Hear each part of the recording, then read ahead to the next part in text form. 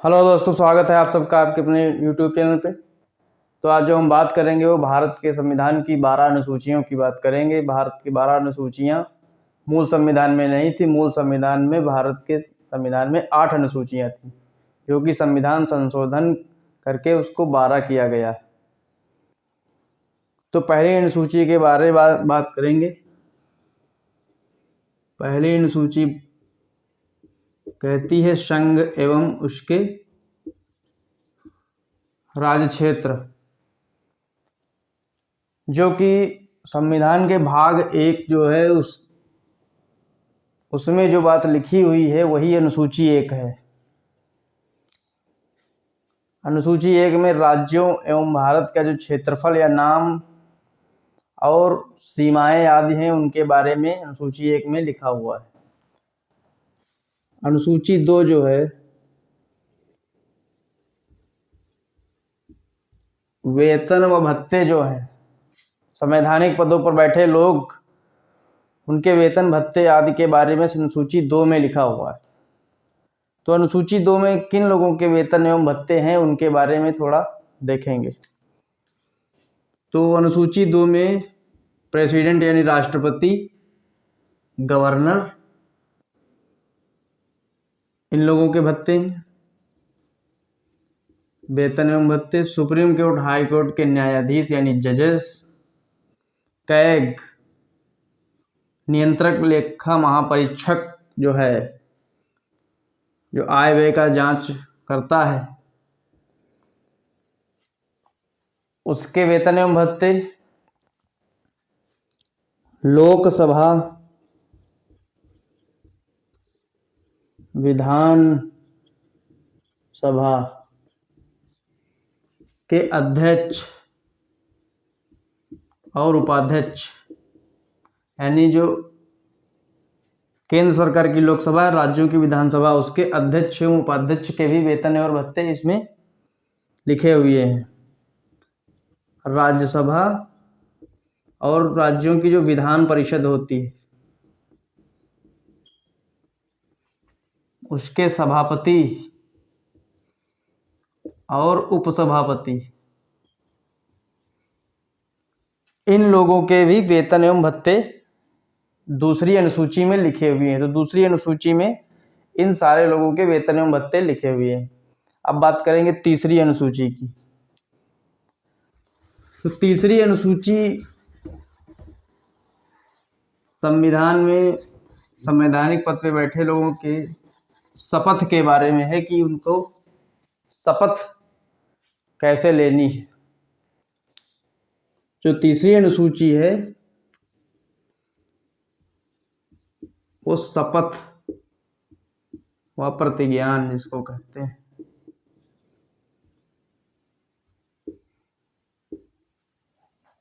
तो इसमें कौन से लोग यहाँ पे शपथ एवं प्रतिज्ञान लेंगे उनके बारे में यहाँ पे जो है दिया हुआ है। तो यहाँ पे सबसे पहले तो सुप्रीम कोर्ट, हाई कोर्ट के जो जजेस हैं उनके बारे में लिखा हुआ है। लोकसभा,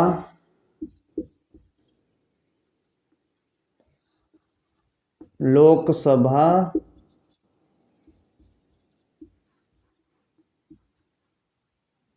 या राज्यसभा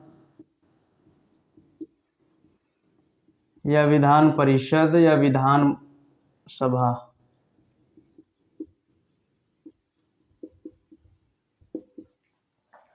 इन जो सदन है हमारे राज्यों के सदन और जो हमारा देश का केंद्र सरकार के सदन है लोकसभा एवं राज्यसभा, राज्यों के सदन है विधानसभा एवं विधान परिषद।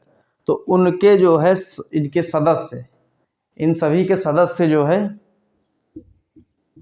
यहाँ पे शपथ लेंगे। अगला पॉइंट जो है वो मंत्री, संघ सरकार के एवं राज्य सरकार के सभी मंत्री, यानी संघ मतलब केंद्र सरकार के, राज्य मतलब राज्यों के सरकार के सारे मंत्री यहाँ पे शपथ लेंगे। कैग भी इसमें आएगा, कैग का अध्यक्ष। अगला पॉइंट है जो संसद के और विधानसभाओं के लोग जो अब संसद और विधानमंडलों में दोनों सदन आ जाते हैं, विधान सभा एवं विधान परिषद। तो दोनों लोगों के जो सदस्य चुनने के लिए जो अभ्यर्थी होंगे, यानी जो लोग चुनाव लड़ने के लिए आवेदन करते हैं, वो लोग भी शपथ लेंगे।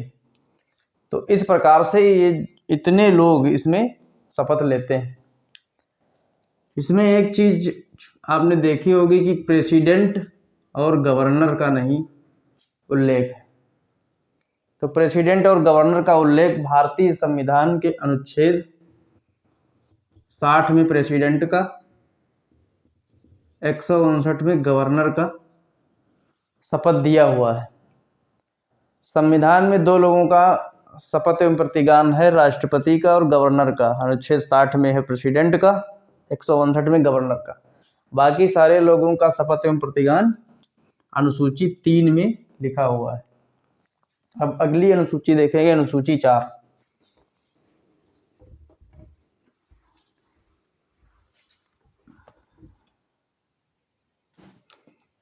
अनुसूची 4 जो है वो राज्यसभा की सीटें हैं।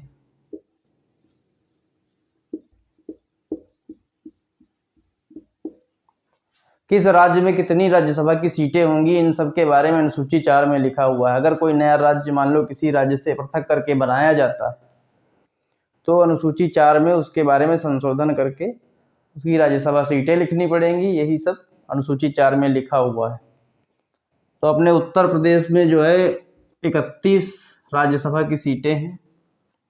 इम्पोर्टेंट पॉइंट है, राज्यसभा की सीटें जितनी भी हैं वो अनुसूची 4 में लिखी हुई हैं। अगली बात करेंगे अनुसूची 5।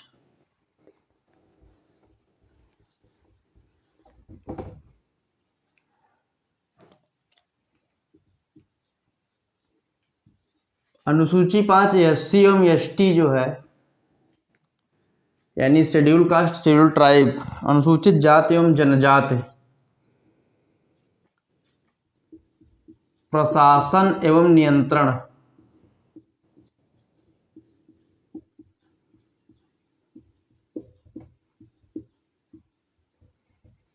SC ST का प्रशासन एवं नियंत्रण।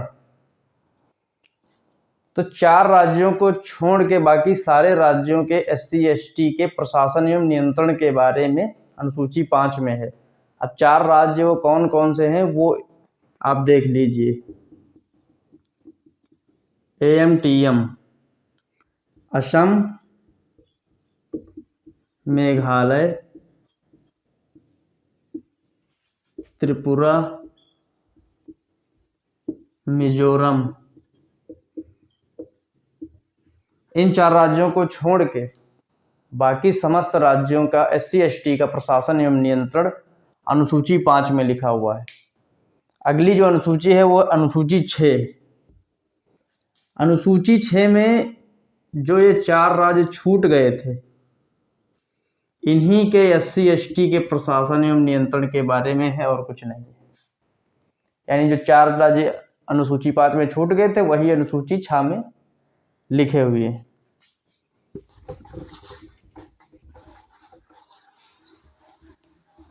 अब अगली अनुसूची है वो है 7। अनुसूची 7 केंद्र एवं राज्यों के बीच संबंधों को, कानूनी संबंधों को बात करता है। इसमें संघ सूची, राज्य सूची, समवर्ती सूची 3 सूचियां बनी हुई है जो अलग अलग विषयों पर कानून बनाते हैं। संघ सूची में केंद्र सरकार, राज्य सूची में राज्य सरकारें कानून बनाती है, समवर्ती में दोनों बना सकती हैं, परंतु केंद्र सरकार का कानून प्रभावी रहता है। तो देखेंगे इसमें 3 अनुसूचियां हैं केंद्र एवं राज्य के संबंधों को सुचारू रूप से चलाने के लिए, जिससे कि सही से व्यवस्था चलती रहे। तो संघ सूची है, राज्य सूची है, समवर्ती सूची है, 3 सूचियां हैं। संघ सूची में पहले 97 विषय थे, अब 100 हैं। राज्य सूची में पहले 66 यानी 66 विषय थे, अब 61 है। समवर्ती सूची में पहले 47 थे, अब 52 है। तो इसमें पहले 57 थे, अब 100 हैं। इसमें पहले 61 थे, सॉरी 66 थे, अब 61 हैं। इसमें पहले 47 थे, अब 52 है। तो इस तरह से ये लोग कानून बना के अपने हिसाब से व्यवस्था चलाते हैं। अगली जो अनुसूची है वो है 8, जो कि भाषा को लेके। संविधान के शुरू होने पर मूल संविधान में 14 भाषाएं थीं, जो कि अब अमेंडमेंट यानी संविधान संशोधन होते होते 22 हो गई। तो इसमें 21वें संविधान संशोधन 1967 से सिंधी को जोड़ा गया। 71वें संविधान संशोधन से 1992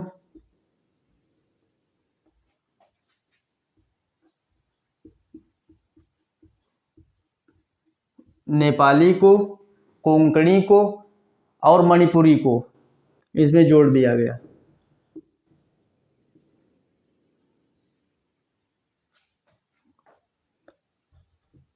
बयानवे संविधान संशोधन 2003 से बोडो, संथाली,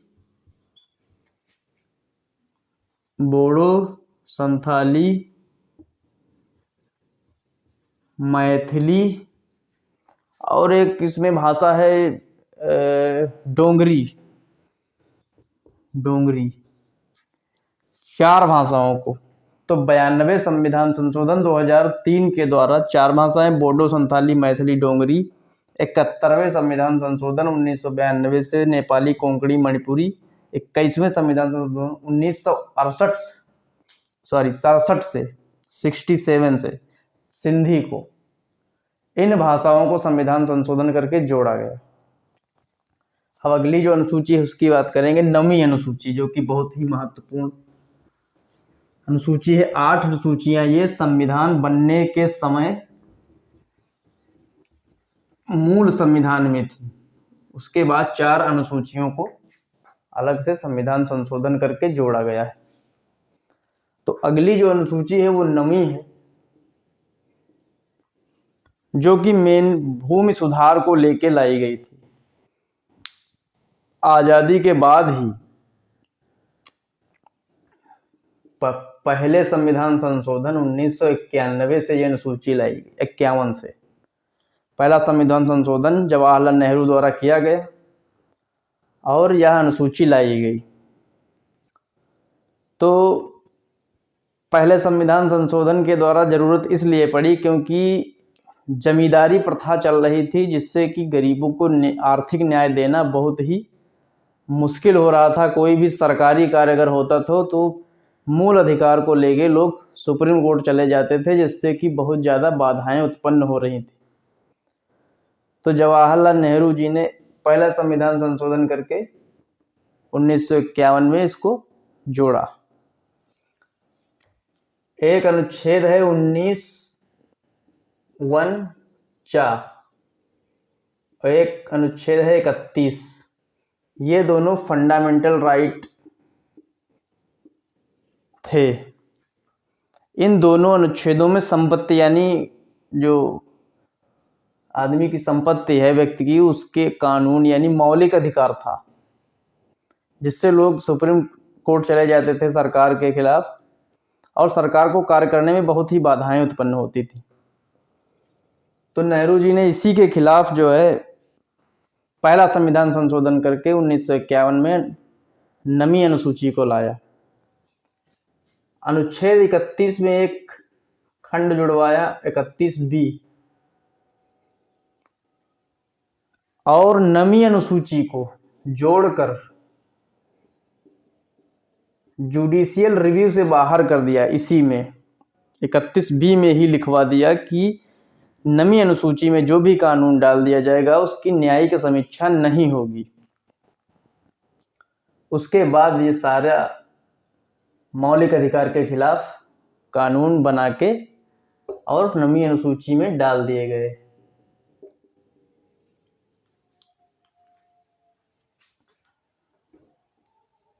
जब ये अनुसूची बनी थी तो इसमें 13 कानून बना के डाले गए थे। प्रेजेंट टाइम इसमें 284 कानून आ चुके हैं, पढ़ चुके हैं। लेकिन 31-20 से जुडिशियल रिव्यू से बाहर तो कर दिया गया, लेकिन 1973 में एक वाद का जजमेंट आया जो कि बहुत ही फेमस है, केशवानंद भारती। केशवानंद भारती के जजमेंट में सुप्रीम कोर्ट ने साफ साफ कह दिया कि संविधान के संशोधन की ताकत उतनी होगी जिससे कि संविधान का जो मूल ढांचा है वो बर्बाद ना हो। और वो मूल ढांचा क्या होगा, समय समय पर उसे सुप्रीम कोर्ट ही बताएगा। यानी मेन सिंपल सी बात है कि भारतीय संविधान का जो मूल ढांचा है या बेसिक स्ट्रक्चर है उसको कोई क्षति नहीं पहुंचनी चाहिए। अगर क्षति पहुंचती है तो जुडिशियल रिव्यू कर सकेगा, जुडिशियल रिव्यू जरूर करेगा। ये बात जो है इस वाद में आ गई। अगला एक मामला हुआ वामन राव का मामला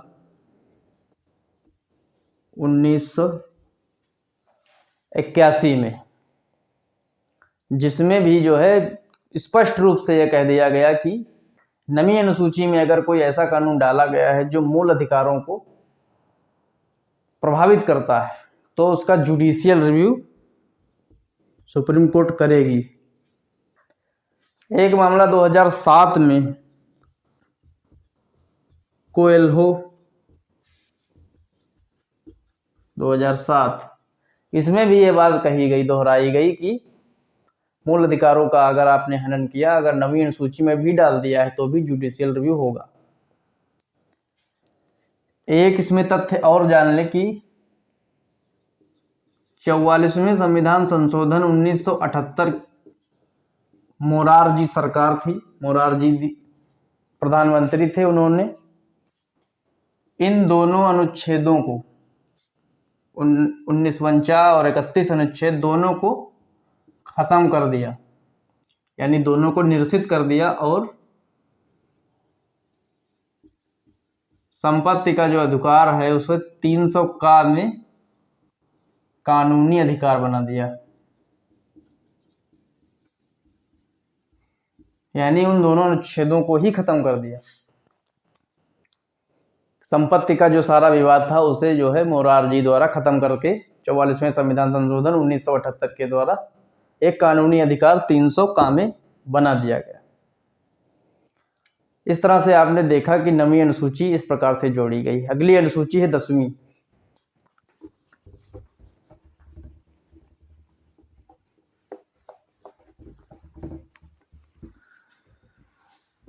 तो 10वीं अनुसूची राजीव गांधी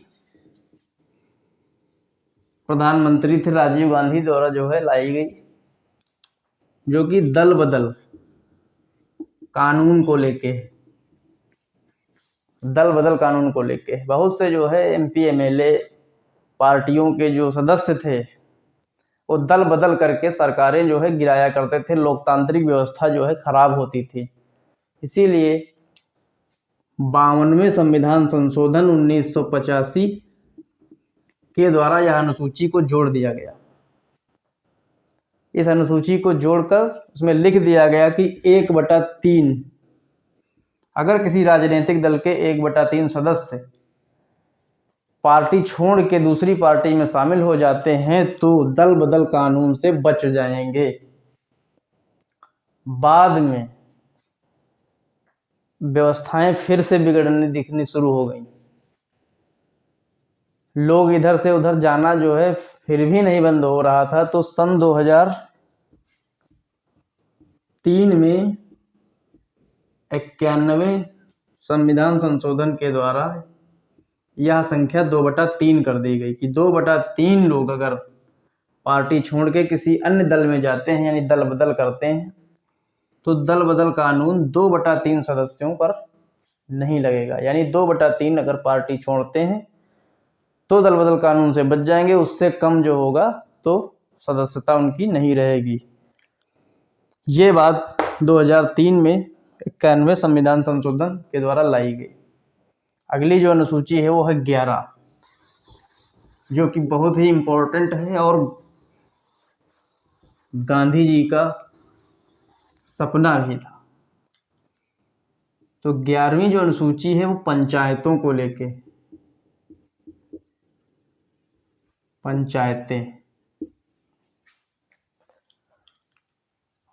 पंचायतें हमारे देश में जो है गांधी जी का सपना था कि पंचायतें स्थानीय स्वशासन रहे, आम लोगों तक स्वशासन पहुंचे, शासन पहुंचे, उसके लिए पंचायतों का प्रावधान किया गया है। तो जो है 73वें संविधान संशोधन 1992 के द्वारा यह अनुसूची लाई गई। इसमें जो है अब तक 29 विषय हैं, 29 सब्जेक्ट हैं इसमें, जिसपे जो है पंचायतें काम करती हैं। तो इसमें पेयजल, मत्स्य पालन, कुक्कुट पालन, लघु उद्योग, सड़कें, पुल पुलिया, वही साफ सफाई,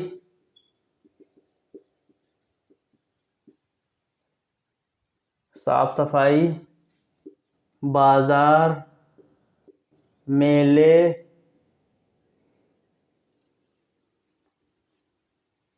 एवं मेले, परिवार कल्याण की अन्य योजनाएं आदि। 29 सब्जेक्ट हैं, तो कुछ इसमें जो है विषय इस प्रकार से हैं। इन विषयों पर ये लोग आसानी से काम कर सकते हैं। 73वें संविधान संशोधन 1992 के द्वारा ये लाया गया। अगली जो अनुसूची है वो है 12, जो कि नगर पालिकाएं, जहां पर आबादी ज्यादा है, नगरीय क्षेत्र हैं, वहां पे जो है स्थानीय स्वशासन के लिए व्यवस्था की गई, नगर पालिकाएं। तो ये 74वें संविधान संशोधन 1992 के द्वारा इसको जोड़ा गया।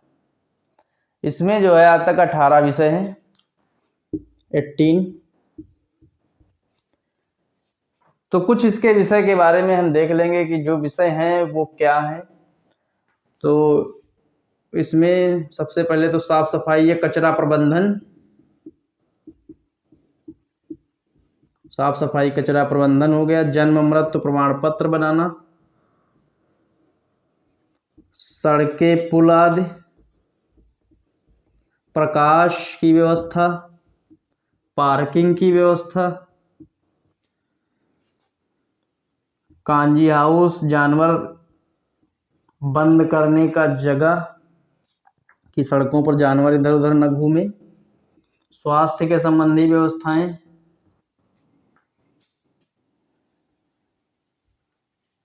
स्वास्थ्य संबंधी व्यवस्थाएं हो गई। और क्या आएगा?